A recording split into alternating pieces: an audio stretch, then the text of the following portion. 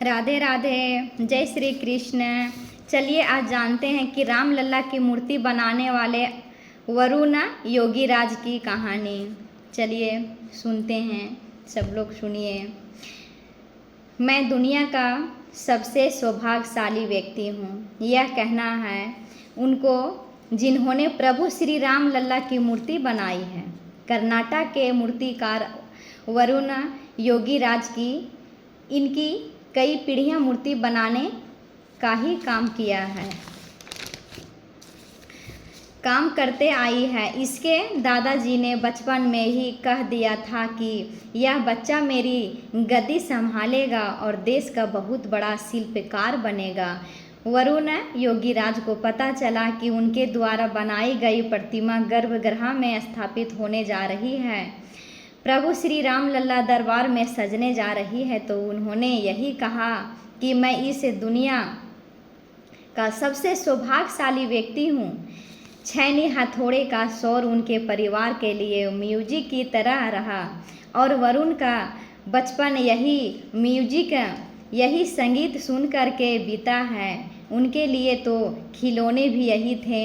वरुण को जब राम लल्ला जी की प्रतिमा बनाने का काम मिला तो वे कहते हैं, उनका परिवार बताता है कि बच्चों की 2000 से ज़्यादा तस्वीरें उन्होंने देखी, मगर कैंप में गए, पार्क में गए, बच्चों को ओवरेज किया। कई घंटे बच्चे को सिर्फ खेलते हुए देखा करते थे।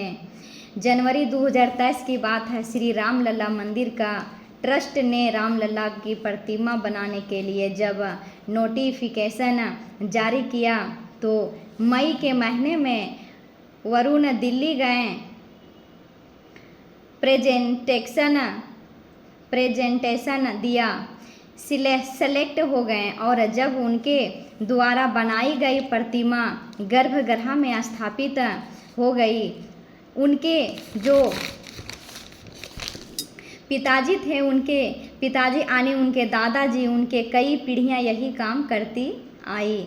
एक वर्कशॉप जिनके ठीक पीछे उनका करीब 120 साल पुराना घर है, जिसमें 20 से ज़्यादा लोग रहते हैं और उनकी पत्नी कहती है कि मूर्ति बनाने का काम हमारे डीएनए में हमारी 5 पीढ़ियां ये काम कर रही है। वरुण योगीराज को ट्रेनिंग उनके पिता योगीराज शिल्पी जी ने दी थी। उन्होंने अपने पिता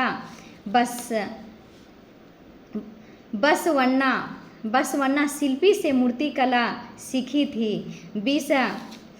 बिसवन्ना शिल्पी मैसूर जो राजा के खास शिल्पकार थे, उसमें शामिल थे वाडियार घराने के महलों को खूबसूरत बनाने से उन्होंने पहचान मिली।